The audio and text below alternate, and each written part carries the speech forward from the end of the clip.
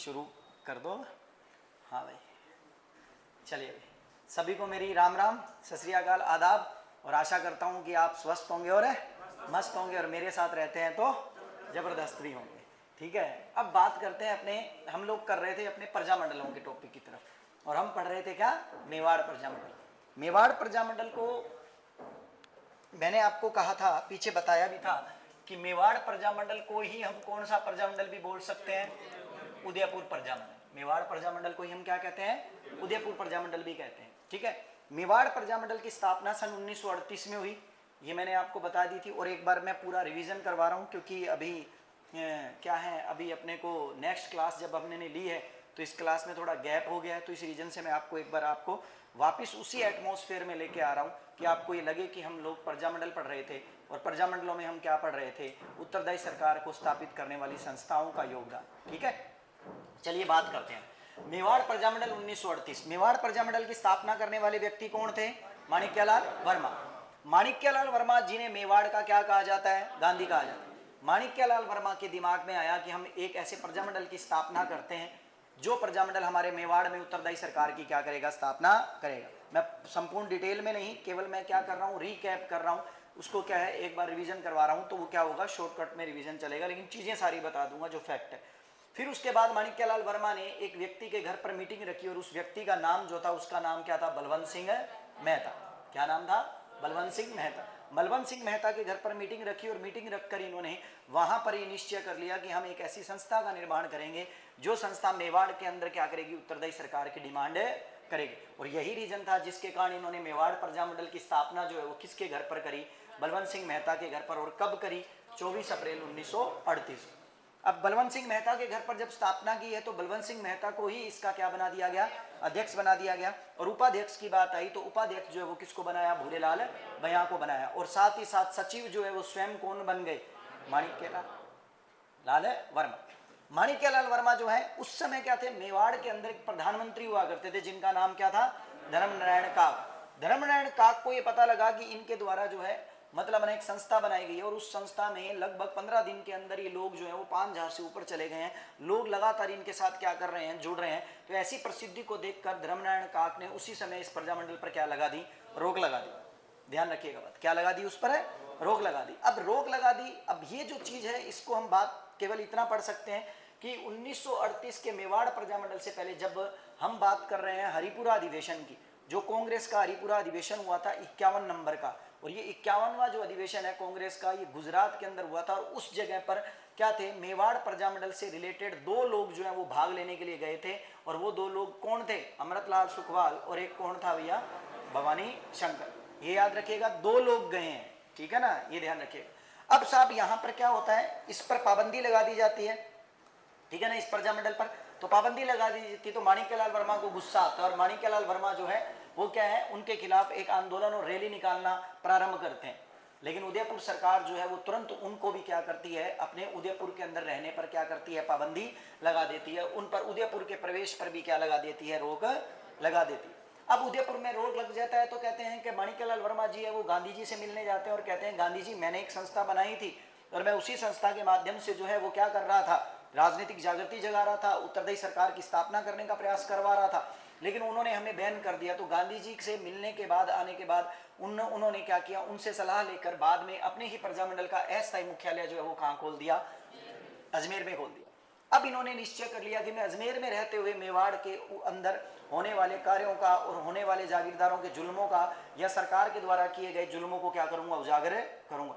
और इसीलिए उन्होंने क्या किया, एक पुस्तक लिखी जिस पुस्तक का नाम क्या था, मेवाड़ का वर्तमान शासन। वर्तमान शासन मतलब ऑन स्पॉट की बात कर रहे हैं, एट प्रेजेंट की बात कर रहे हो कि वो एट प्रेजेंट में किस परिस्थिति में है, वो किस कंडीशंस के अंदर है मेवाड़। इस कंडीशंस को मैं यदि लोगों को बताऊंगा तो लोग जो है वो इस कंडीशन से क्या करेंगे, परिचित होंगे, और परिचित होंगे तो जरूर उनका गुस्सा जो है वो इस परिस्थिति, जो परिस्थिति जागीरदारों के जुल्मों और राजाओं की सरकारों के जुल्मों के क्या है मतलब है ना, से बढ़ रही है, अर्थात उनसे उनके जुल्म जो है वो क्या हो रहे हैं, बढ़ रहे हैं।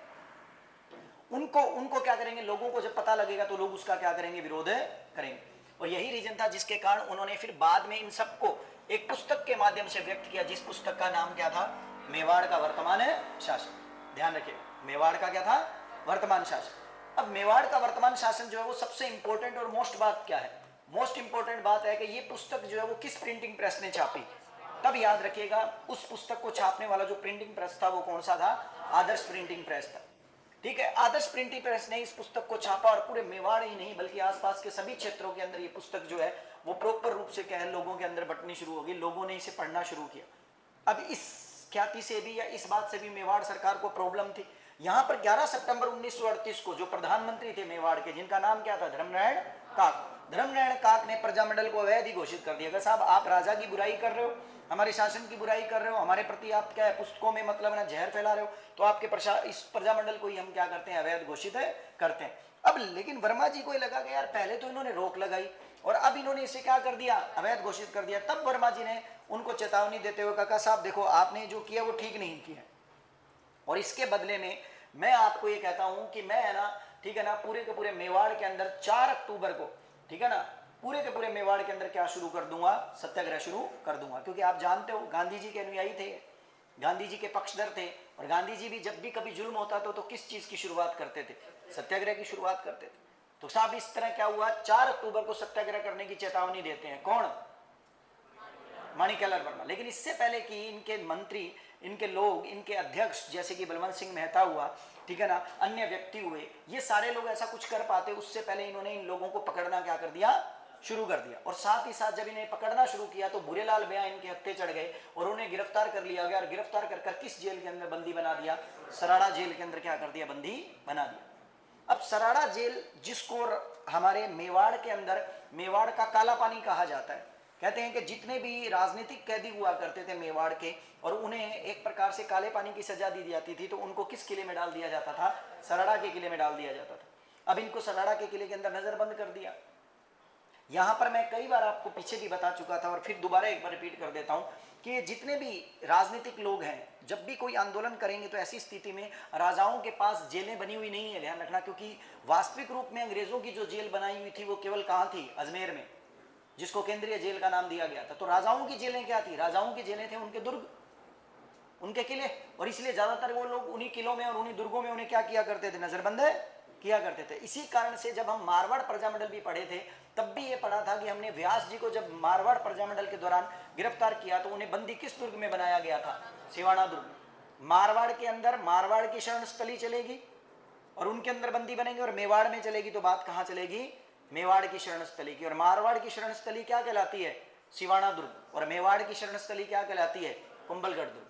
क्या कहलाती है, ठीक है भैया। अब इनको अंदर डाल दिया। अब इस सत्याग्रह का सबसे ज्यादा प्रभाव जो है हमें मेवाड़ के किस क्षेत्र में देखने को मिला, नाथद्वारा में, और वो भी एक महिला के माध्यम से, क्योंकि एक महिला थी जिसका नाम क्या था, गंगाबाई। गंगाबाई ने इस पूरे सत्याग्रह को पूरे के पूरे नाथद्वारा के अंदर बहुत बड़े पैमाने पर पहुंचाया और इसीलिए इसकी सबसे महत्वपूर्ण भूमिका क्या की जाती है, मानी जाती है। अब साहब ये जो सत्याग्रह था बड़े पैमाने पर पहुंचा और इसी पैमाने पर पहुंचते हुए, ठीक है ना, यहां पर विजयदशमी के दिन मेवाड़ के अंदर सत्याग्रह की क्या कर दी गई, अब शुरुआत कर दी। ये तो पहले ट्रेलर दिखाया था कि साहब हम ऐसा कर सकते हैं और अब विजयदशमी के दिन उन्होंने कह दिया साहब हम सत्याग्रह पर बैठे। और सत्याग्रह पर बैठने वाला बंदा विरोध नहीं करता, केवल वो क्या करता है, विरोध जरूर करता है लेकिन हिंसात्मक तरीके से नहीं। किस तरीके से, अहिंसात्मक तरीके से। और उन्होंने अहिंसात्मक तरीके से विरोध करना शुरू कर दिया और मेवाड़ सरकार ने लोगों को क्या करना शुरू किया, गिरफ्तार करना। और उस एवज में सबसे पहला जो प्रथम सत्याग्रही गिरफ्तार किया गया था उसका नाम क्या था, रमेश चंद्र व्यास। और इसी दौरान अनेक महिलाओं ने भी अपनी क्या दी है, गिरफ्तारी दी है। और उन महिलाओं में सबसे महत्वपूर्ण भूमिकाएं जो थी, एक तो थी किसकी, माणिक्यलाल वर्मा के परिवार की, जिस परिवार के अंदर कुछ महिलाएं आया करती थी, जिसमें एक तो उनकी स्वयं की पत्नी थी जिसका नाम क्या था, नारायणी देवी वर्मा, और 2 उनकी बेटियां थी जिसमें एक थी स्नेहलता और सुशीला, और एक उनका छोटा सा बेटा था जिसका नाम क्या था, दीनबंधु। ये केवल 6 माह के थे। इन्होंने अपनी गिरफ्तारियां दे दी थी सत्याग्रह के दौरान। और यहां पर याद रखिएगा अन्य महिलाओं का नाम आए तो उसमें नारायणी देवी शर्मा, कमला देवी और एक नाम आता है भगवती देवी बिश्नोई। ये सारे नाम जो है ये बताते हैं कि महिलाओं ने भी प्रजामंडलों के दौरान जो आंदोलन हुए उन आंदोलनों में बढ़ चढ़कर क्या लिया था, हिस्सा लिया था। ठीक है भाई, अब यहां तक हमने पढ़ लिया था, यहां तक हम पढ़ चुके हैं। 1938 में ये सब कुछ हुआ। अब यहां आगे क्या होता है, 1938 से 39 तक ये सब चीजें चलती रही और माणिक्यलाल वर्मा पर अभी उदयपुर में आने पर क्या है, रोक है, और बाकी लोगों को क्या किया जा रहा है, गिरफ्तार कर जेल में डाला जा रहा है। और अब हमारा नया जो पॉइंट है वो शुरू हो जाएगा। यहाँ क्या होता है, अब माणिक्यलाल वर्मा, एक बात बताओ यार, माणिक्यलाल वर्मा की पत्नी को पकड़कर जेल में डाल दिया, बेटियों को पकड़कर जेल में डाल दिया, वो छोटा सा 6 माह का कौन, दीनबंधु, उसको जेल में डाल दिया। तो यार पिता थोड़ी रुकेंगे, पिता और पति दोनों ही तो थे माणिक्यलाल वर्मा, और ऊपर से एक सर्वस्व अच्छे नेता भी थे बड़े, इसलिए कहा उन्होंने कहा नहीं भैया अब रुकने का नाम है नहीं है, और अब मैं आ रहा हूं। और उन्होंने 2 फरवरी 1939 को मेवाड़ के अंदर प्रवेश करने का क्या कर लिया, निश्चय कर लिया। अब देखो मेवाड़ में कैसे प्रवेश कर रहे हैं वो, यहां ध्यान रखना आप, ठीक है ना। तो यहां लिखेंगे हम 2 फरवरी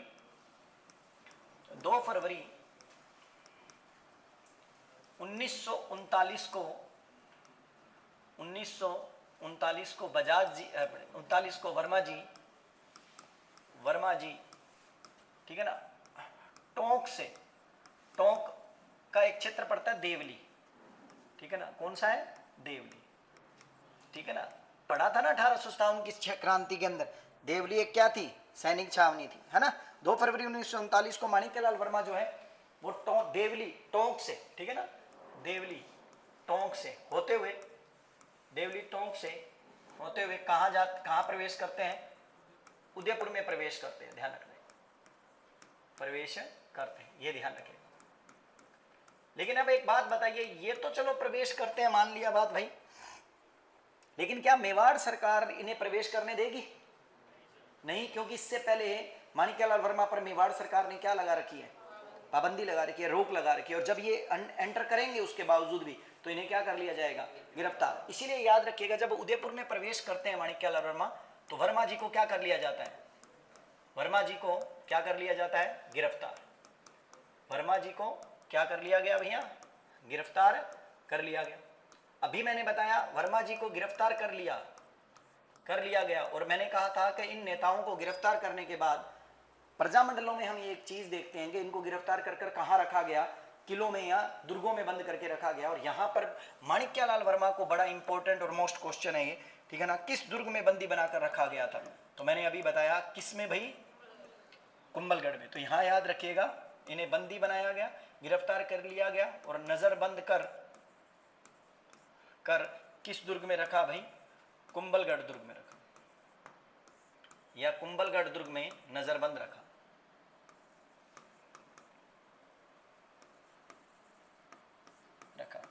ठीक है, अब इन्हें कुंभलगढ़ दुर्ग में बंद कर दिया भाई। वो एक बंदा जो है वो सराड़ा के किले में पड़ा है, ठीक है ना, और एक बंदा जो है वो कहाँ है, कुंभलगढ़ दुर्ग में, और बाकी न जाने कहीं और इधर उधर कितने दुर्गों में पड़े हैं। फिर यार ये बंदा जब गिरफ्तार हुआ तो आपको मैंने अभी बताया माणिक्यलाल वर्मा जिन्हें मेवाड़ का गांधी कहा जाता है, और जब ये गिरफ्तार होंगे तो क्या इस गिरफ्तारी से गांधी जी को कोई फर्क पड़ेगा क्या, नहीं पड़ेगा, बिल्कुल पड़ेगा। गांधी जी तक ये खबर पहुंची कि साहब आप जिस इंसान को निर्देश दे रहे थे, जो इंसान आपके पथ पर चल रहा था, डगर पर चल रहा था, अहिंसा को जो है वो महत्व दे रहा था, उस आदमी को गिरफ्तार कर लिया जाए। गांधी जी को बड़ा गुस्सा आया, गांधी जी ने कहा ऐसे कैसे गिरफ्तार कर लिया यार, मैं मेवाड़ सरकार की क्या करता हूँ, भर्त्सना करता हूँ, निंदा करता हूँ मैं मेवाड़ सरकार की। क्या कारण था इसका सबसे बड़ा कारण ये था कि मेवाड़ सरकार जो है वो गांधी जी की बात मान नहीं रही है। इसीलिए गांधी जी ने 18 ध्यान रखें 18 फरवरी 1939 को 18 फरवरी 1939 को अपने समाचार पत्र जिसका नाम था हरिजन, अपने समाचार पत्र हरिजन में इस बात की निंदा की,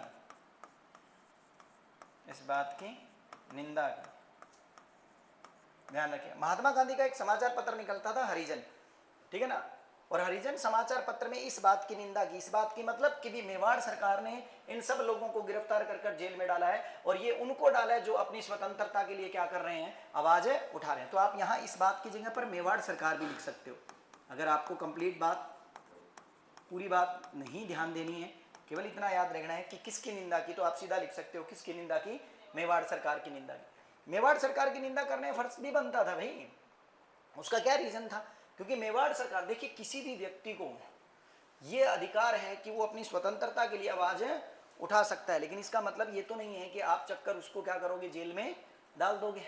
लेकिन उस समय एक प्रकार से सामंतशाही थी, राजाओं का तंत्र था, राजतंत्र था, और ये उन्हें अधिकार था कि अगर कोई उनके विरुद्ध आवाज उठा रहा है तो उसे क्या कर सकते हैं, बंदी बनाकर जेल में डाल सकते हैं। लेकिन इस बात का विरोध कर रहे थे सभी नेता, और उन्हीं नेताओं में एक नेता और भी थे जिन्होंने इस बात का विरोध किया, और उन्होंने अपने पत्र में ये लिखा, उन्होंने मेवाड़ सरकार को पत्र लिखा, और मेवाड़ सरकार को पत्र ये लिखकर ये कहा कि आपको माणिक्यलाल वर्मा को क्या कर देना चाहिए, छोड़ देना चाहिए, मतलब उन्हें जेल से क्या कर देना चाहिए, रिहा कर देना चाहिए। और ऐसा लिखने वाले व्यक्ति वो कौन थे, पंडित जवाहरलाल नेहरू।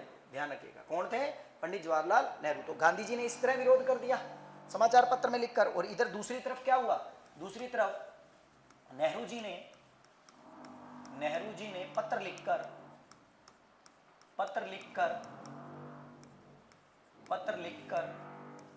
वर्मा जी को रिहा करने के लिए, वर्मा जी को रिहा करने के लिए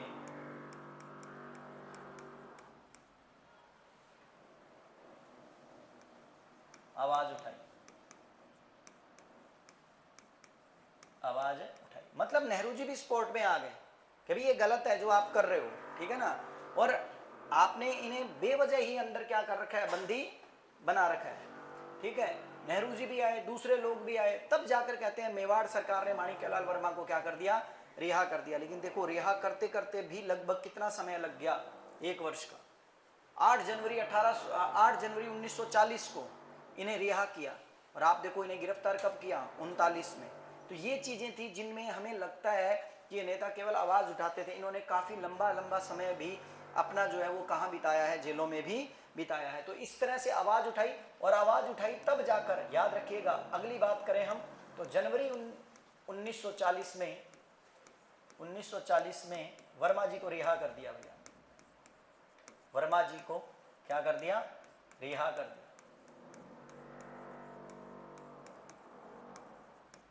वर्मा जी को रिहा कर दिया, दबाव पड़ने लगा था, वर्मा जी को रिहा करना पड़ा उनको। अब यहां पर जो चीज है ना वह समझने वाली है आपको, क्योंकि ये जो चीज है ये चीज आप उस किसान आंदोलन में नहीं पढ़ते। लेकिन यहां पर आपको मैंने याद करो, जब मैंने मेवाड़ प्रजामंडल शुरू किया था तब मैंने आपको एक बात कही थी कि मैं 3 प्रधानमंत्रियों के बारे में आपसे क्या करूंगा, चर्चा करूंगा। और एक प्रधानमंत्री आप मेवाड़ का पढ़ चुके हो, जो पीछे पढ़ रहे हैं हम, कौन था, धर्मनारायण काक। कौन था, लेकिन एक चीज देखिए, याद कीजिए, आपने बिजोलिया किसान आंदोलन पढ़ा है क्या नहीं पढ़ा है। और बिजोलिया किसान आंदोलन के अंदर आप ये पढ़ते हो कि बिजोलिया किसान आंदोलन 1941 के अंदर समाप्त हुआ, और उस समय प्रधानमंत्री का नाम आता है तो नाम किसका आता है, टी विजय राघवाचारी का नाम आता है। पढ़ते हो क्या नहीं पढ़ते। इसका मतलब आपका दिमाग यहाँ काम करना चाहिए, चाहे नई चीजें आती हो ना सही, लेकिन अगर आप थोड़ा बहुत भी पीछे वाली चीज को पढ़ चुके हो तो वो चीजें दिमाग में आनी चाहिए कि यार 1941 में बिजोलिया किसान आंदोलन के समय पक्का प्रधानमंत्री क्या हो जाएगा, चेंज होगा, कि धर्मनारायण को जरूर क्या किया जाएगा, हटाया जाएगा। तो वो तो 41 की बात इसलिए की क्योंकि उस समय 41 में बिजोलिया किसान आंदोलन खत्म हुआ, इसलिए हमने वहां के प्रधानमंत्री की बात की। लेकिन टी विजय राघवाचारी प्रधानमंत्री 1940 में ही बनकर आ गया था, ध्यान रखना। जब माणिक्यलाल वर्मा को यहां से रिहा किया ना, तो रिहा करने के बाद मेवाड़ सरकार ने अपने आप के अंदर, ये याद रखिएगा, एक नियम बनाया और अपने आप में कहा कि हम इन्हें रिहा भी करते हैं, और आप लोग जो वो किसके नीतियों से परेशान हो, धर्मनारायण काक की नीतियों से परेशान हो, तो हम उसे क्या करते हैं, पद से हटाते हैं, और उसकी जगह पर एक नया प्रधानमंत्री आपको क्या करते हैं, नियुक्त करते हैं।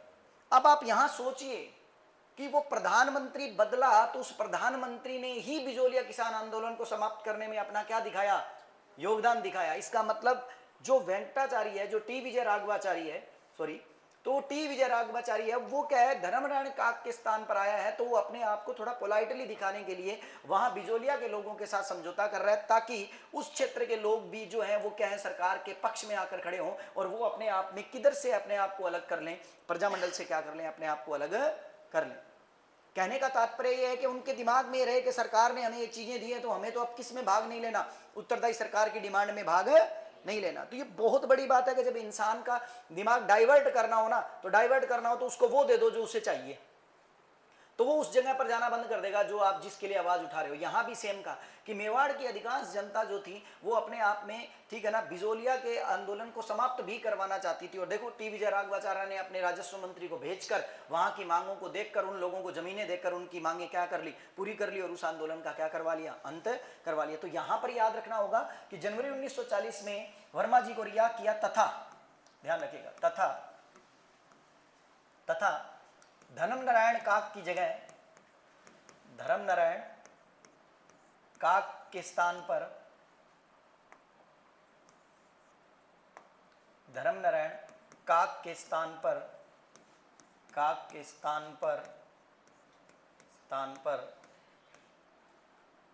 पर टी विजय राघवाचारी को मेवाड़ का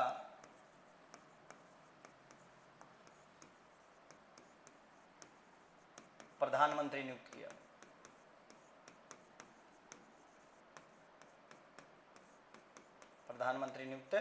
ये लीजिए। अब टी विजय राघवाचारी जो है वो प्रधानमंत्री बनकर आए हैं, ठीक है ना। और टी विजय राघवाचार्य ने क्या कहा, अब कहा कि भैया आप चिंता मत करो, आपकी जो उत्तरदायी सरकार की मांग है इसे हम पूरा करें ना करें, लेकिन आपके प्रजामंडल को हम क्या कर देंगे, वैधता प्रदान कर देंगे, क्योंकि प्रजामंडल जो है वो क्या है, अवैध घोषित किया जा चुका है। इसीलिए देखो अब यहाँ ये क्या कर रहा है, उन लोगों से समझौता करने में लगा हुआ है ताकि उन लोगों को थोड़ा बना ले, उन लोगों को थोड़ी बातचीत कर ले, और बातचीत करने के बाद फिर क्या है कि इनको है ना थोड़ा सा क्या है शांत कर ले। इसलिए क्या किया, इसने विजय राघवाचार्य ने कहा कि सुनो भाई आप थोड़ा सा इंतजार कर लो। क्या कैसे भाई, कि भी आप थोड़ा इंतजार ये कर लो कि अभी आप जनवरी का टाइम चल रहा है और मैं आपसे वादा करता हूँ कि आपके प्रजामंडल को मैं क्या दे दूंगा, वैधता प्रदान कर दूंगा। तो उसने कहा भाई कब करेगा तू, तो उसने कहा कि एक अच्छा ओकेजन आएगा तब करूंगा। तो कह रहा हूँ ओकेजन कब आएगा, तो उसने कहा अपने महाराणा का जिस दिन जन्मदिन आएगा उस दिन हम आपको क्या कर देंगे, मतलब है ना वैधता प्रदान कर देंगे। तो उसने कहा महाराणा का जन्मदिन कब आता है, तो उसने कहा भाई 22 फरवरी को आता है। कब आता है, 22 फरवरी को आता है। और उस समय महाराणा कौन थे, भूपाल सिंह। तो याद रखिएगा महाराणा भूपाल सिंह का बर्थडे जो है वो कब है, 22 फरवरी, ठीक है ना। तो उन्होंने कहा 22 फरवरी को आपको है ना जो आपका जो प्रजामंडल है उस प्रजामंडल को क्या कर देंगे, वैधता प्रदान कर देंगे, लागू कर देंगे। उन्होंने कहा ठीक है भी। और इस तरह क्या होता है, इस टी विजय राघवाचार्य ने, ठीक है ना, ध्यान रखना, नोट में लिख सकते हैं अपने इसको, टी विजय राघवाचार्य ने नोट, ठीक है ना, क्या 22 फरवरी 1940 को मेवाड़ प्रजामंडल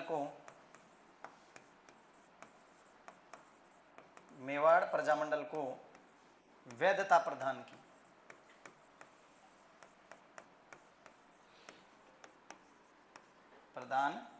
ठीक है नी, वैधता प्रदान की। 1941 कर लेना, सॉरी 40 की जगह 41 को क्या कर दी, वैधता प्रदान कर दी, ठीक है 1941 को। ठीक है भाई, बातचीत की, लंबा टाइम लग गया और कहा कि भी आप रुको कर देंगे चालू। तो देखो 22 फरवरी 1941 को वैधता प्रदान कर दी। अब एक बात बताओ, मेवाड़ प्रजामंडल को वैधता मिल गई तो बताओ मेवाड़ प्रजामंडल अब सभाएं कर सकता है क्या नहीं कर सकता है, कर सकता है। अधिवेशन रख सकता है कि नहीं रख सकता है, रख सकता है। इसीलिए याद रखना यहां पर मेवाड़ प्रजामंडल का पहला क्या हुआ, अधिवेशन। इसका मतलब मैं आपको ये क्या समझाना चाह रहा हूं कि देखिए मेवाड़ प्रजामंडल की स्थापना कब हो रही है, 1900, लेकिन मेवाड़ प्रजामंडल का अधिवेशन कब हो रहा है, पहला 41 में। तो कितना लंबा टाइम लग गया। उसका एक रीजन रहता है कि आप अधिवेशन या तो तब करते हो या जब आपकी सरकार ने आपकी संस्था को न तो वैधता दे रखी है ना अवैध घोषित कर रखा है, और आप अपना काम कर रहे हो और अधिवेशन कर लेते हो। जैसे जयपुर वाले को ले लो, जयपुर प्रजामंडल का जो स्थापना है वो कब हुई, 31 में। पुनर्स्थापना कब हुई, 36 में। लेकिन आप चेक करो कि इसमें जयपुर सरकार उसे अवैध घोषित कर ही नहीं रही है, इसलिए उन्होंने अपना 38 में क्या कर लिया, अधिवेशन है कर लिया। लेकिन यहां पर आप चेक करोगे तो मेवाड़ प्रजामंडल के अंदर मेवाड़ सरकार ने प्रजामंडल को क्या घोषित कर रखा है, अवैध। तो जब तक इसको वैधता प्रदान नहीं हो जाती तब तक वो क्या नहीं कर सकते, अधिवेशन है नहीं कर सकते। इसीलिए देखो अब जब इनको वैधता प्रदान मिल गई, वैधता मिलते ही इन्होंने अपना पहला अधिवेशन क्या कर दिया, 1941 में करने का निश्चय कर लिया। तो अगला जो हमारा पॉइंट है वो क्या आएगा, मेवाड़ प्रजामंडल का प्रथम अधिवेशन। ठीक है, तो हेडिंग डालिए मेवाड़ प्रजामंडल या मेवाड़ प्रजामंडल का प्रथम अधिवेशन, प्रजामंडल का प्रथम अधिवेशन। ठीक है, अब सवाल ये भी है कि ये प्रथम अधिवेशन कहाँ हुआ और कब हुआ। तो जैसा कि मैंने आपको बताया कि 1941 की बात है, तो 25 और नवंबर के आसपास, 24 और 25 दो डेट आती है इसके अंदर। तो नवंबर 1941 के अंदर इसका पहला क्या हुआ था, अधिवेशन हुआ था, ध्यान रखिएगा। और अधिवेशन क्यों होते हैं, अधिवेशन इसलिए किए जाते हैं साथियों कि आप उस अधिवेशन में सभी लोग इकट्ठे होकर अपने आप के अंदर क्या है कि एक रणनीति बनाएं कि हमें आगे किस तरह से क्या करना है, कार्य करना है। तो ये थोड़ा ध्यान रखिएगा। इसका पहला अधिवेशन जो है वो कब हो रहा है, 25-26 नवंबर को हो रहा है। कब हो रहा है, 25 नवंबर, और कई जगह क्या आता है 26 नवंबर। और कब हो रहा है, 1941 को, ठीक है ना। एक बड़ा और अजीब बात कि ये अधिवेशन जहां हो रहा है ना, वो नाम भी बड़ा प्रसिद्ध है और कई बार ये क्वेश्चन आया हुआ है। देखो 25 नवंबर 26 नवंबर 1941 को, लेकिन ये हुआ कहाँ, शाहपुरा, और शाहपुरा की हवेली में हुआ, ध्यान रखिएगा। कहाँ हुआ, शाहपुरा की हवेली में। अब आप कहोगे सर शाहपुरा की हवेली में, तो नाम देखने से लगता है कि शाहपुरा की हवेली कहाँ होगी, शाहपुरा में होगी। नहीं, यहीं पर आपको थोड़ा ध्यान रखना है कि ये शाहपुरा की हवेली शाहपुरा में नहीं है, ये कहाँ है, उदयपुर में है। ये ध्यान रखिएगा, कहाँ है, उदयपुर में है, ठीक है ना। तो ये कई बार इस तरह के जो क्वेश्चन होते हैं ना, वो थोड़े से क्या है, मतलब है ना, अजीब होते हैं। और वो हमसे जब पूछते हैं तो हमारा दिमाग ये काम करता है कि शाहपुरा में होगा, लगा दो उसको। नहीं, वो कहाँ है, उदयपुर में है, ठीक है ना। जैसे अपने बात करें तो मराठा शिवाजी की बात करते हैं। औरंगजेब ने जब मराठा शिवाजी को कैद किया था तो सारी मतलब लगभग पूरी प्रक्रिया शुरू कर दी थी।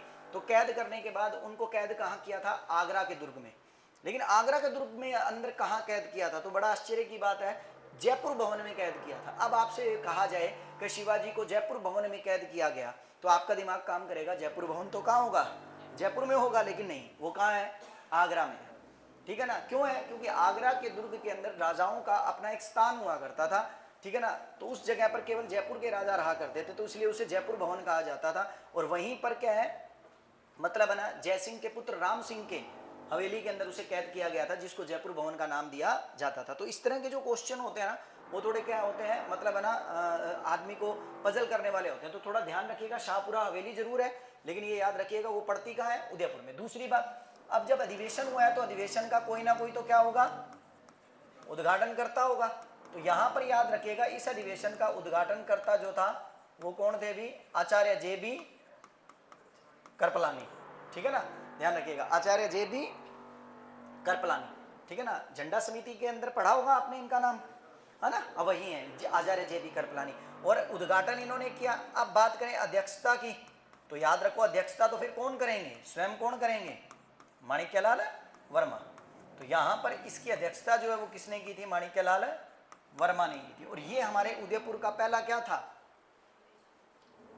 हाँ, मेवाड़ प्रजामंडल का क्या था, प्रथम अधिवेशन था। एक और थोड़ी सी बात आपको बताऊं जो शायद आपको वैसे मतलब है ना ध्यान होनी चाहिए, साइड में आप लिख सकते हो या इसको केवल वैसे याद रख सकते हो, ठीक है ना। उदयपुर के अंदर जिस समय ये सब कुछ चल रहा था ना, उदयपुर के अंदर उस समय क्या था, एक जगह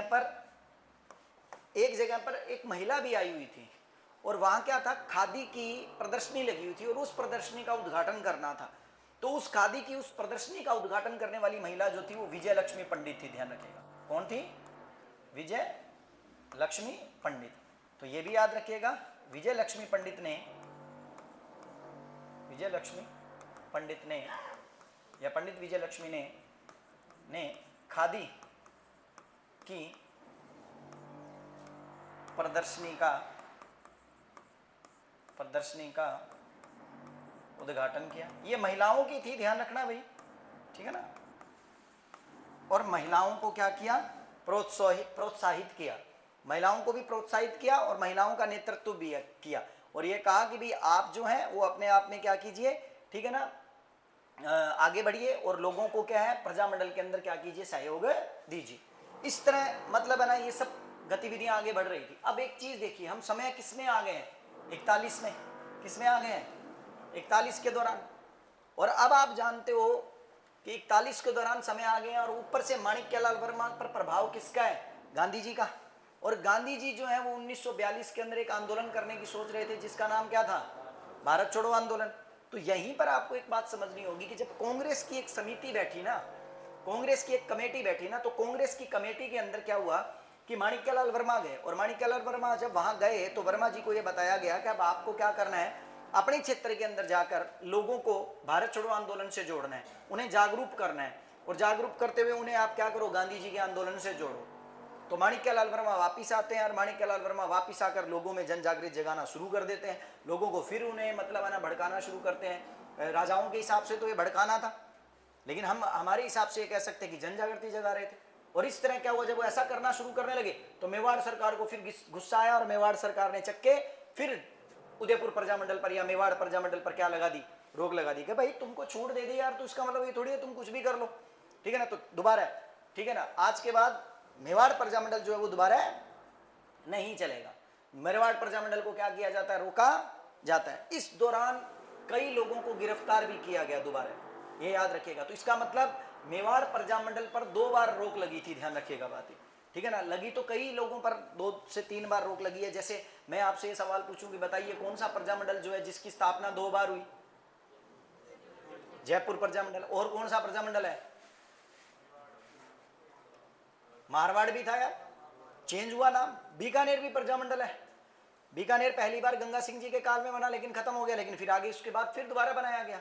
इसका मतलब क्या हुआ, इसका मतलब ये अनेक ऐसे प्रजामंडल हैं जो भाई 2 बार 3 बार भी बन सकते हैं, और ऐसे ही अनेक राजा हैं जिनके द्वारा अनेक प्रजामंडलों को क्या किया जाता है, बैन किया जाता है। चलिए उसके बाद अब साहब क्या होता है, जब इस तरह मतलब है ना उस पर पाबंदी लगा दी जाती है तो कुछ लोगों को गुस्सा आता है यहाँ पर, और ये बड़ा इंपॉर्टेंट सवाल है जो आपको नोट में लिखना है, ठीक है ना। जब मेवाड़ प्रजामंडल के ऊपर पाबंदी लगा दी जाती है, सुनो पहले बात मेरी आप पूरी, मेवाड़ प्रजामंडल पर जब पाबंदी लगा दी जाती है तो ऐसी स्थिति में लोग गुस्से में आ जाते हैं। माणिक्यलाल वर्मा जो है वो भी क्या है मतलब ना हड़तालें करना शुरू करते हैं यहाँ पर। तो कुछ लोगों में 2 लोग ऐसे होते हैं जो क्या है मतलब है ना उस भीड़ से अलग होकर, और उदयपुर के अंदर जो उच्च न्यायालय है, ठीक है ना, क्योंकि देखो एक चीज ध्यान रखना, हर रियासत के अंदर अपना न्याय का एक क्या हुआ करता था, क्षेत्र हुआ करता था, और उस क्षेत्र को हम उस क्षेत्र का क्या बोलते थे, उच्च न्यायालय बोलते थे। तो उदयपुर का जो अपना एक उच्च न्यायालय है, उस उच्च न्यायालय के ऊपर 2 लोग चढ़ जाते हैं, और 2 लोग चढ़कर उसके ऊपर तिरंगा झंडा क्या कर देते हैं, फहरा देते हैं। और आप समझदारों, मैं बात कब की कर रहा हूं, 1942 के आसपास की। और 1942 के अंदर रियासतों पर अधिकार था किसका, राजाओं का। और राजाओं के काल के अंदर यदि तिरंगा फहराया जाएगा तो ये अपने आप में उस तरह का अपराध है जैसे कि आप भारत के अंदर पाकिस्तान का झंडा फहराओगे और पाकिस्तान में भारत का झंडा फहराओगे। आप एक रियासत में दूसरी रियासत का झंडा नहीं फहरा सकते थे, दूर तो बात, तिरंगा तो दूर की बात है। क्योंकि आप समझदार हो, एक रियासत अपने आप में क्या थी, मैंने बताया था एक देश के समान थी।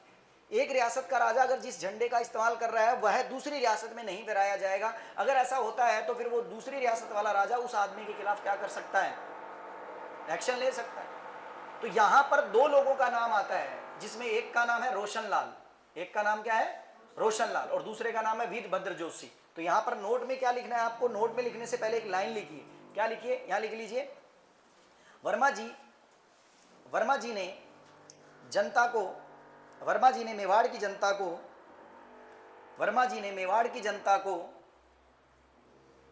भारत छोड़ो आंदोलन की तरफ प्रेरित किया।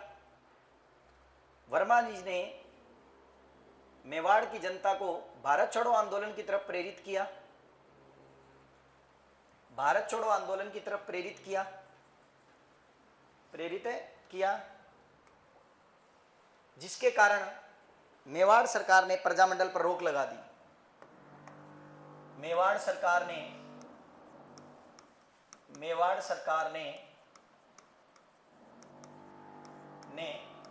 प्रजामंडल पर रोक लगा दी,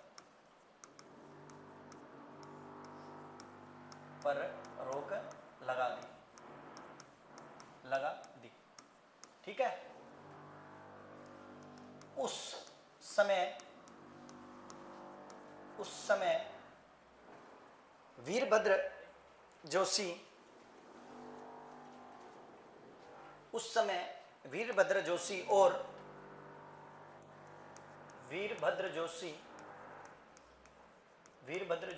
और रोशनलाल ने विरोध स्वरूप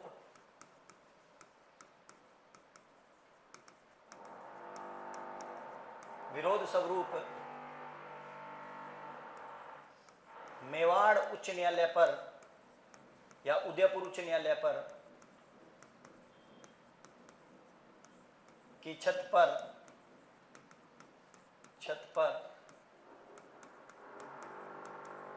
तिरंगा फहराया या झंडा फहराया।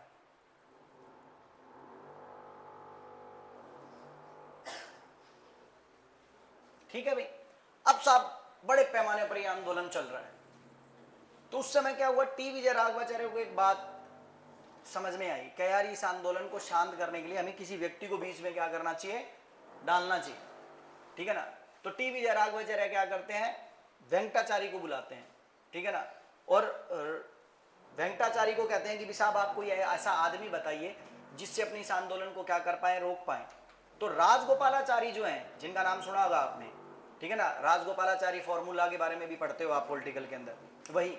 ठीक है ना। तो ये जो टी विजय राघवाचार्य है, ये राजगोपालाचारी को बुलवाता है कि भाई आप इनको समझाओ, और इनको समझाने के बाद क्या है, इनको मतलब है ना ये कहो कि भी इस तरह के ये कदम ना उठाएं। लेकिन उनके कहने पर भी वो लोग क्या नहीं होते हैं, शांत नहीं होते हैं, और ये आंदोलन जो है वो आगे क्या होता है, चलता रहता है। अब ये समय देखिए, सब 1942 के टाइम की बात है। अगर आप प्रॉपर रूप से मेवाड़ के बारे में थोड़ा बहुत पढ़ो तो मैं पुराना थोड़ा सा समय बताता हूँ आपको। 42 के बाद क्या है, 43 के समय तक आते आते यहाँ पर क्या है, थोड़ा है ना प्राकृतिक आपदा आई थी। वो क्या प्राकृतिक आपदा थी, 44-45 के अंदर क्या था, मेवाड़ के क्षेत्र के अंदर एक नदी बहती है, आपको पता हो तो खारी नदी है, सुना है आपने। खारी नदी के अंदर उस समय क्या था, बहुत ज़्यादा बारिश आ रही थी, और बहुत ज़्यादा बारिश आने के कारण खारी नदी के अंदर पानी आ गया था। और जब पानी आ गया था तो उस पानी के कारण क्या हो गए थे, उस क्षेत्र में बाढ़ आ गई थी। अब बाढ़ के अंदर लोगों के घर डूब गए थे, लोग जो थे वो भी मतलब है ना डूब गए थे, उनके मवेशी जो थे वो भी डूब गए थे। तो उस समय क्या था, एक व्यक्ति आगे आए और उन्होंने एक समिति का निर्माण किया, जिस समिति का नाम था बाढ़ सहायक समिति। और इस समिति का निर्माण करने वाले बंदे कौन थे, भूरेलाल बयां।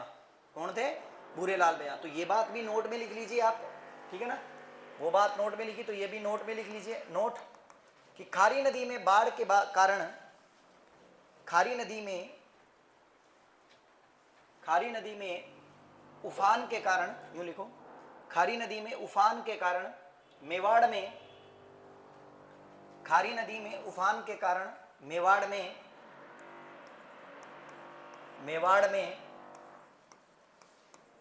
बाढ़ के हालात बने।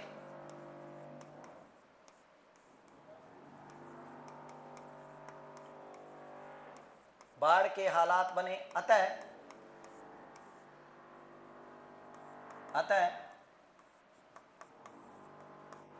अतः भूरेलाल बयां ने बाढ़ सहायक समिति की स्थापना की। बाढ़ सहायक समिति की स्थापना की, जिसका अध्यक्ष भवानी शंकर वैद्य को बनाया गया। जिसका अध्यक्ष भवानी शंकर वैद्य को बनाया गया। भवानी शंकर वैद्य को बनाया गया। ध्यान रखिएगा एक चीज कि ये सब घटनाएं जो है ये इस दौरान ही हो रही हैं, 42 से लेकर 45 के मध्य। और उस समय क्या चल रहा था, द्वितीय विश्व युद्ध भी चल रहा था। ध्यान रखिएगा बात। अब पता है क्या, ये जो चीजें मैं आपको लिखवा रहा हूं ना, कई बच्चों ने जैसे ये बोला कि सर मैं वो वाली किताब पढ़ लूं क्या, उसमें से बताओ कहाँ है ये मैटर उस किताब में। 4 या 5 लाइनें अगर किसी व्यक्ति की किसी किताब से मिल जाए तो इसका मतलब ये नहीं है कि वो उस किताब को देख रहा है, वो तो सब किताबों को देखता है। और मैटर क्या, हिस्ट्री में चेंज हो जाता है क्या है, हिस्ट्री में तो वही पढ़ाया जाएगा जो हुआ है, तो वो किताब तो वही लिखेगी जो हुआ है, तो टीचर तो वही पढ़ेगा। तो कुछ चीजें एक्स्ट्रा होती हैं जिनको आपको लिखना होता है, और उन चीजों को मैं हमेशा याद रखिएगा किस रूप में लिखवाता हूँ, नोट के रूप में लिखवाता हूँ।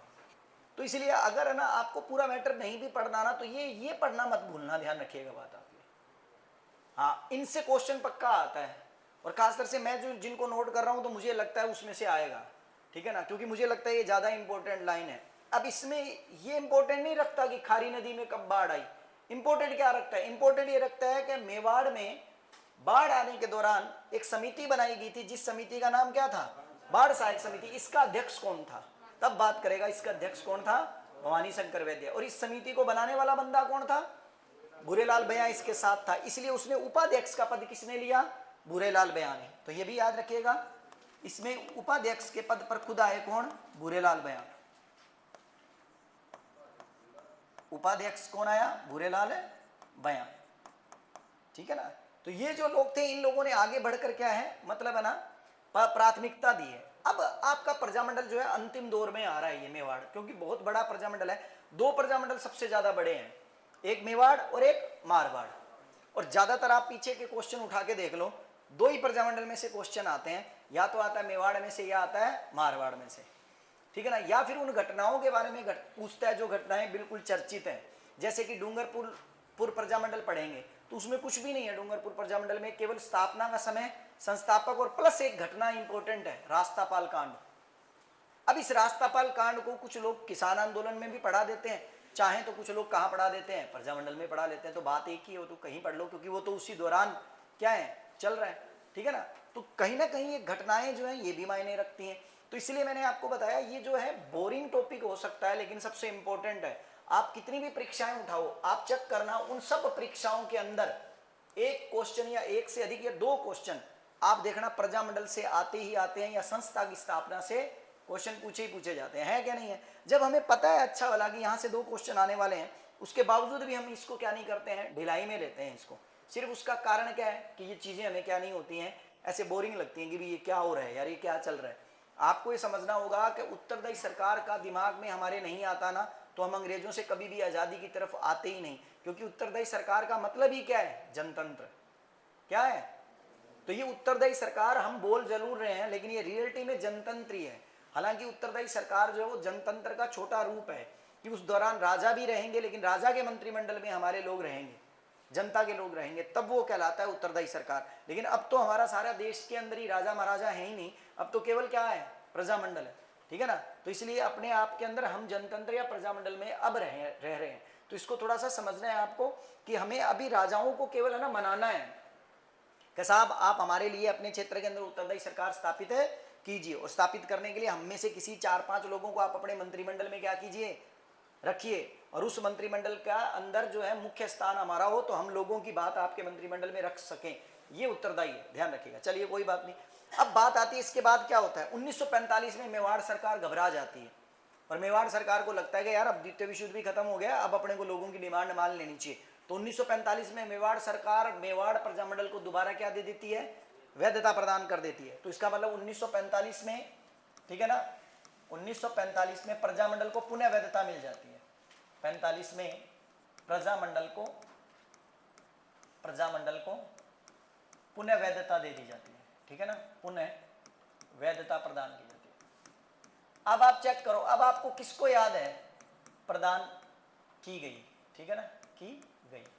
अच्छा, 1945 में जैसे ही उसको वैधता प्रदान की गई, ठीक है, तो याद करो 1945 में ये लोग एक कांड कर देते हैं, ठीक है ना, एक सिस्टम करते हैं। बताओ क्या था वो, किसको मालूम है? तो और उस समय मेवाड़ प्रजामंडल का प्रमुख योगदान था उसके अंदर, पता है किसी को? अखिल भारतीय देशी राज्य लोक परिषद का अधिवेशन। और ये कौन सा अधिवेशन था? 7वां। याद करो कब हुआ? 45 और 46 में।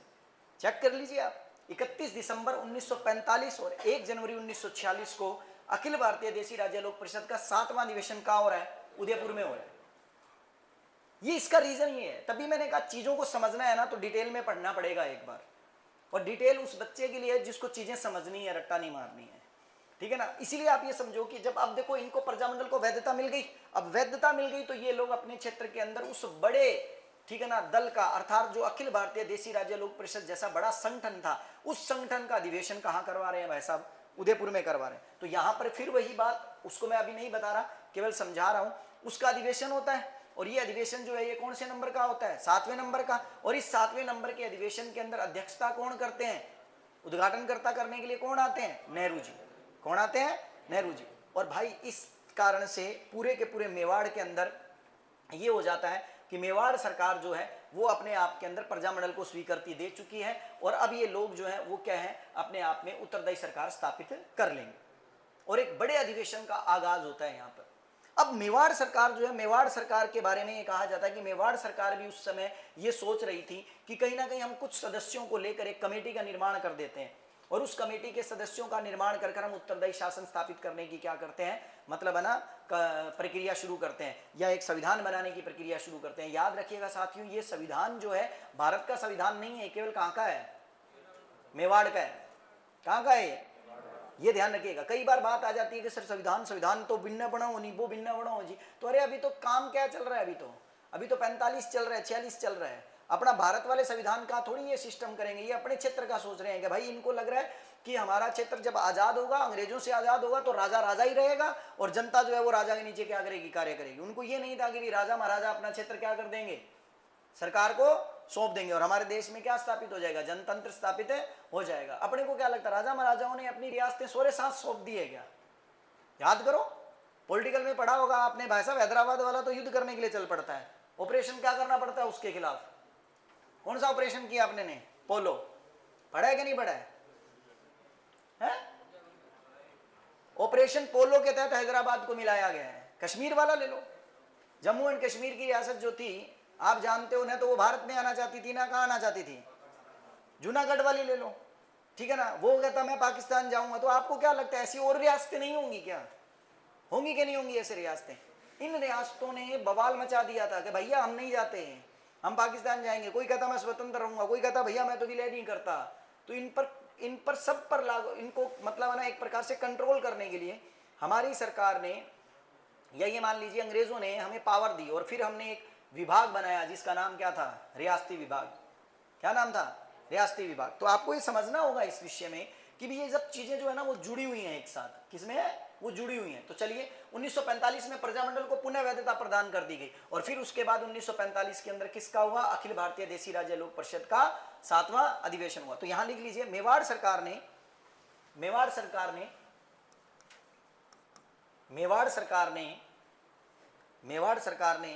मई 1946 में, मेवाड़ सरकार ने मई 1946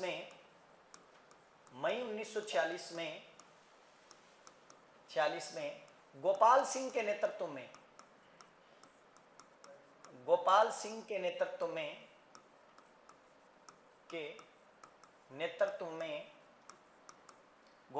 के नेतृत्व में 5 सदस्यीय समिति बनाई, 5 सदस्यीय समिति बनाई, नेतृत्व में 5 सदस्यीय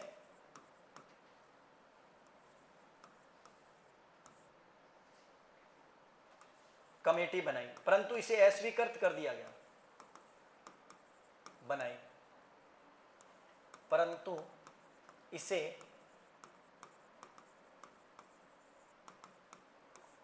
इसे अस्वीकृत कर दिया। अब ये कमेटी बनाई पहले कि भी चलो ठीक है बनाते हैं यार, अपने इनके लिए कुछ करते हैं, लेकिन साहब इस कमेटी को अस्वीकृत कर दिया, नहीं भाई ये कमेटी काम की नहीं है।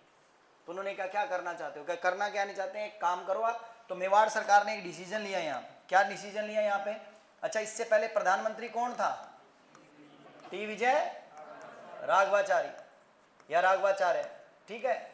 अब ये टी विजय राघवाचार्य जो है ना, इसकी जगह पर साहब ये ले आए किसको, के.एम. मुंशी को, कन्हैयालाल माणिक्यलाल मुंशी। ये ध्यान रखिएगा बात, ये तीसरा प्रधानमंत्री है मेवाड़ का, ध्यान रखना। मैंने शुरू में कहा था कितने प्रधानमंत्री आएंगे, 3 आएंगे। पहला कौन सा आया, धर्मनारायण काग, दूसरा कौन आया, अब तीसरा कौन आ रहा है।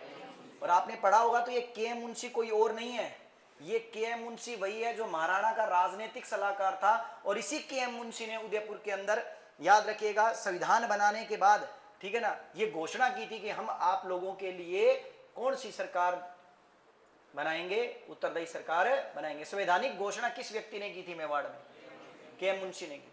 क्यों की थी, क्योंकि वो प्रधानमंत्री था उस समय। तो याद रखिएगा टी विजय राघवाचार्य के स्थान पर कौन आया भैया, के.एम. मुंशी। जो के.एम. मुंशी मेवाड़ सरकार का क्या था, राजनीतिक सलाहकार था। ध्यान रखिएगा कौन था, राजनीतिक सलाहकार। और इसने घोषणा कर दी कि अभी हम मेवाड़ सरकार जो है वो आपके लिए उत्तरदायी शासन स्थापित कर देगी। और इस तरह ये उदयपुर प्रजामंडल जो है वो इतने लंबे समय तक चला और के.एम. मुंशी की घोषणा के साथ ये क्या हो गया, समाप्त हो गया। और वैसे भी आप जानते हो कि 1947 का समय नजदीक है और 1947 में लगभग सभी राजाओं ने अपने आप को क्या कर दिया था, ठीक है ना, ये निश्चय कर लिया था कि हम भारत में आएंगे और भारत में आने के बाद हम क्या है, सरकार के साथ अपना क्या कर लेंगे, मतलब अपना सहयोग रखेंगे। और मेवाड़ के राजा भोपाल सिंह ने फिर तीसरे चरण में अपने आप को क्या कर दिया था, विलय कर दिया था। तो वहां उत्तरदायी सरकार की फिर जरूरत पड़ी ही नहीं। तो यहां पर केवल इतनी लास्ट लाइन में एक बात लिखनी है, वो लिख लीजिए के.एम. मुंशी की, और वो ये है कि टी विजय राघवाचार्य के स्थान पर, टी विजय राघवाचार्य के स्थान पर कन्हैयालाल माणिक्यलाल मुंशी, पूरा नाम है इनका, ध्यान रखना। टी विजय राघवाचार्य के स्थान पर मेवाड़ ने अपना राजनीतिक सलाहकार, मेवाड़ ने अपना राजनीतिक सलाहकार के.एम. मुंशी को चुना या के.एम. मुंशी को बनाया, के.एम. मुंशी को बनाया। एक ही बात है, लिख लीजिए चाहे। टी विजय राघवाचार्य के स्थान पर मेवाड़ सरकार ने अपना प्रधानमंत्री, अपना राजनीतिक सलाहकार के.एम. मुंशी को बनाया, ठीक है। यहां भाई अब जब इनको बना दिया था ना, तो इन्होंने क्या किया, घोषणा कर दी कि हम क्या करेंगे, मतलब है ना उत्तरदायी सरकार स्थापित करेंगे। तो मैं उसकी थोड़ी सी लास्ट की भूमिका बता देता हूं। और ये हमारा प्रजामंडल वैसे खत्म हो गया आज। फिर क्या होता है, 16 फरवरी 1947 को यहां पर चुनाव होते हैं, टोटल 46 सीटों के ऊपर, ध्यान रखिएगा। कितनी सीटों के ऊपर है, 46 सीटों के ऊपर। उनमें कुछ सीटें प्रजामंडल के सदस्यों को दी जाती है, और उनमें कुछ सीटें जो है राजा के लोगों को दी जाती है कि भैया आप चुनाव करते हैं विधानसभा का, एक क्षेत्र के अंदर होती है कि नहीं होती है विधानसभा, एक राज्य में होती है कि नहीं होती। और इस समय उदयपुर एक क्या है, राज्य है, अपने आप में एक रियासत है। तो उसकी विधानसभा के अंदर 46 सीटों पर चुनाव होता है। कहते हैं कि भाई हाँ भाई हमारे भी खड़े होंगे और आपके कैंडिडेट भी खड़े होंगे। और इस तरह फिर क्या होता है, मेवाड़ प्रजामंडल इन चुनावों के अंदर, ठीक है ना, अपने आप में जीत हासिल करती है, जीत दर्ज करती है। और तब जाकर क्या होता है कि फिर यहाँ पर प्रजामंडल वाला जो मांग होती है उत्तरदायी सरकार वाली, वो क्या की जाती है, पूर्ण करने के लिए आगे कदम उठाए जाते हैं। लेकिन उसके बाद उदयपुर जो है वो अपनी रियासत को क्या कर देती है, विलय भारत में कर ही देती है। कौन से चरण में विलय करती है अभी मेवाड़ रियासत या उदयपुर रियासत अपने आप को, तीसरे चरण में। कौन से चरण में करती है, तीसरे चरण। और तीसरे चरण की डेट क्या होती है, 18 अप्रैल 1948, जिसको किसके नाम से जाना जाता है, किसके नाम से, संयुक्त राजस्थान के नाम से। किसके नाम से जाना जाता है, संयुक्त राजस्थान के नाम से। इसका मतलब मेवाड़ के महाराणा भोपाल सिंह जो है वो अपने आप को उदयपुर रियासत को राजस्थान के विलय में क्या कर देते हैं, अपना मतलब ना एकीकरण के दौरान अपना क्या कर देते हैं, विलय कर देते हैं। तो ये हमारा प्रजामंडल रहा है केवल यहाँ तक, ठीक है ना। और उदयपुर प्रजामंडल अपने आप में इंपॉर्टेंट है। इसके अंदर याद रखिएगा, दोबारा बता देता हूँ एक बार, मैं कल इसके बारे में थोड़ा आके मैं आपसे पूछूंगा और खड़ा करूंगा, ध्यान रखना। और किन किन लोगों ने क्वेश्चन का आंसर देना है वो मैं आप लोगों से पूछूंगा, ध्यान रखना। और एक एक को कह दूंगा हाँ जी आप बताओ, आप बताओ, तो चेयर पर खड़ा कर दूंगा, ध्यान रखना उसको, ठीक है ना। चेयर पर तो नहीं करेंगे, पीटीआई है ज़्यादा, क्या है मतलब पहले से ही एक है ना। तो चलो शुरू करते हैं। एक बार मैंने शुरू में आपको ये बता दिया कहाँ से, यहाँ तो हम पढ़ चुके थे, और हमने कहाँ से शुरू कर लिया था भैया, यहाँ से शुरू किया था ना। तो अच्छा, वर्मा जी को गिरफ्तार करने के बाद उनको किस दुर्ग में बंदी बनाकर रखा गया था, कुंभलगढ़ दुर्ग में। कुंभलगढ़ दुर्ग के अंदर बाद में फिर गांधी जी ने उनके लिए क्या लिखा था, एक समाचार पत्र में उनके लिए बात लिखी थी, और वो समाचार पत्र कौन सा था, हरिजन, ध्यान रखिएगा। मेवाड़ सरकार की निंदा की थी। और नेहरू जी ने भी उनके लिए क्या लिखा, फिर पत्र लिखा। नेहरू जी ने भी आवाज उठाई। तो फिर बाद में जनवरी 1940 में वर्मा जी को क्या कर दिया गया, रिहा कर दिया गया। वर्मा जी बाहर आ गए। तो उसके बाद धर्मनारायण काक के स्थान पर किसको प्रधानमंत्री बनाया गया, टी विजय राघवाचार्य को। टी विजय राघवाचार्य को प्रधानमंत्री बनाया तो उसने बिजोलिया वाले आंदोलन को भी शांत किया और इस प्रजामंडल को भी शांत किया। और प्रजामंडल को शांत कैसे किया भैया, वैधता प्रदान कर। देखो आप, ये भी 1941 में आ रहा है और बिजोलिया वाला भी कब खत्म हो रहा है, 41 में खत्म हो रहा है, ठीक है ना, ये ध्यान रखिएगा। फिर उसके बाद आगे जाकर बात करें हम, तो यहाँ मेवाड़ प्रजामंडल का इन लोगों ने अपना पहला अधिवेशन रख दिया। ये पहला अधिवेशन कब हुआ, 25 और 26 नवंबर को। कहाँ हो रहा है ये, शाहपुरा हवेली के अंदर, ध्यान रखना। और शाहपुरा हवेली कहाँ पड़ती है, इसका उद्घाटन करता कौन था भैया, जेबी कृपलानी। लेकिन याद रखना इसकी अध्यक्षता किसने की है, माणिक्यलाल वर्मा ने। यहाँ पर याद रखिएगा महिलाओं का भी एक प्रदर्शनी हो रही थी और उस प्रदर्शनी को उद्घाटन करता कौन थी भैया, विजय लक्ष्मी पंडित थी, ठीक है। फिर उसके बाद यहाँ क्या होता है भाई, आगे मेवाड़ सरकार जो है वो दोबारा प्रजामंडल पर क्या लगा देती है, रोक लगा देती है। ऐसी स्थिति में उस समय दो लोग जो है वो गुस्से में आते हैं और मेवाड़ के उच्च न्यायालय के छत पर चढ़कर वहां पर तिरंगा फहराते हैं, जिनमें एक कौन होता है, वीरभद्र जोशी, और दूसरा कौन होता है, रोशन लाल। उसी दौरान क्या था कि खारी नदी के अंदर उफान के कारण बाढ़ आने की स्थिति बनी हुई थी, बाढ़ आ गई थी, आसपास के क्षेत्र डूब गए थे। तो उनको राहत पहुंचाने के लिए कुछ लोगों ने एक संस्था का निर्माण किया, जिस संस्था का नाम क्या था अभी, बाण सहायक समिति, और इस संस्था के अध्यक्ष जो है वो कौन बने? भवानी शंकर वैद्य। और इस संस्था का उपाध्यक्ष कौन बना? भूरेलाल भैया। मुझे लगता है ये सबसे इंपॉर्टेंट क्वेश्चन है, अगर अब की बार एग्जामिनर जिस तरह के क्वेश्चन पूछ रहा है, क्योंकि अब की बार के क्वेश्चन जो है वो अभी जो 2 या 3 पेपर हुए ना, उन पेपरों में उसने वो क्वेश्चन पूछे हैं जो अब से पीछे कभी क्या नहीं थे, इस तरह की चीजें पूछी नहीं गई थी, वो डीप जा रहा था। वो पहले वाले क्या थे कि एक ट्रेंड में चल रहे थे कि हाँ भाई बेटा इतना ही आओगे, इतना ही आएगा, लेकिन अब वो ऐसी चीजें पूछ रहे हैं जो बहुत कम चांसेस में क्या की जा रही थी, पढ़ाई जा रही थी। तो ये वाला जो थोड़ा ज्यादा इंपॉर्टेंट है, इसको थोड़ा याद कर लीजिएगा, ठीक है ना, ये बात ध्यान। फिर उसके बाद यहाँ क्या होता है भाई, उसके बाद 1945 में प्रजामंडल को ये लोग दोबारा क्या दे देते हैं, वैधता प्रदान कर देते हैं। और मई 1946 में फिर गोपाल सिंह के नेतृत्व में 5 सदस्यों की एक कमेटी बनाई जाती है कि भी चलो ठीक है, अपने एक संविधान का निर्माण करते हैं या आपके लिए उत्तरदायी सरकार स्थापित करते हैं, लेकिन उस कमेटी को ये मानने से क्या कर देते हैं, इनकार कर दिया जाता है। और फिर उसके बाद टी विजय राघवाचार्य के स्थान पर मेवाड़ अपना जो है राजनीतिक सलाहकार या प्रधानमंत्री जो है वो किसको चुनता है, के एम मुंशी को। और के एम मुंशी घोषणा कर देते हैं कि हम आपके लिए उत्तरदायी सरकार स्थापित करेंगे। तो ये हमारा कौन सा प्रजामंडल था भैया, उदयपुर प्रजामंडल, मेवाड़ प्रजामंडल, जो 2 दिन हमारा चला है। और कल हम नेक्स्ट अपना मुख्य प्रजामंडल पढ़ने वाले हैं, बीकानेर प्रजामंडल। तो एक बार आप उसको रीड करके आइएगा ताकि चीजें समझने में दिक्कत ना हो। मैंने केवल आपको ये कहा है कि आप पढ़ के आइएगा, मैंने ये नहीं कहा कि आप याद करके आएगा। याद मेरा काम है, करवाना आपको मैं यहीं करवा दूंगा, लेकिन दिक्कत ये है कि एक बार थोड़ा पढ़ा हुआ होगा तो आपको याद आएगा कि ये चीजें हमने क्या की हैं, पढ़ी हैं। और ये डिफिकल्ट है, नो डाउट, मैंने आपको बोला बोरिंग भी है, लेकिन मैं आपको इसको लास्ट में आपको इसको एक ट्रिकी प्रजामंडल से करवाऊंगा, बिल्कुल ट्रिक से। केवल और केवल 40 मिनट की ट्रिक के अंदर अपने ये सारे प्रजामंडल क्या कर लेंगे, याद कर लेंगे। ये उन लोगों के लिए जिनको ये क्या नहीं करना, थ्योरी नहीं पढ़नी। कब भाई जी सर मान तो के संस्थापक बता दो और सागा मान तो सन बता दो कि है मान कौन था वो की है, बांगा वास्ता है। केवल 40 मिनट की क्लास बहुत है। उस 40 मिनट की क्लास के अंदर, 1 घंटे की क्लास के अंदर मैं आपको ट्रिकी प्रजामंडल करवाऊंगा, जो केवल आपको सन और उसके क्या करवा देंगे, संस्थापक उंगलियों पर क्या कर देंगे, रटवा देंगे। लेकिन मेरा ये मानना है कि आप उसको पूरी डिटेल पढ़ो, क्योंकि अगर उसने डिटेल में क्वेश्चन कर लिया तो फिर वो रह जाएगा, ध्यान रखना। तो इसलिए हाँ, आज नहीं वो करवाएंगे कल, ठीक है, चलो।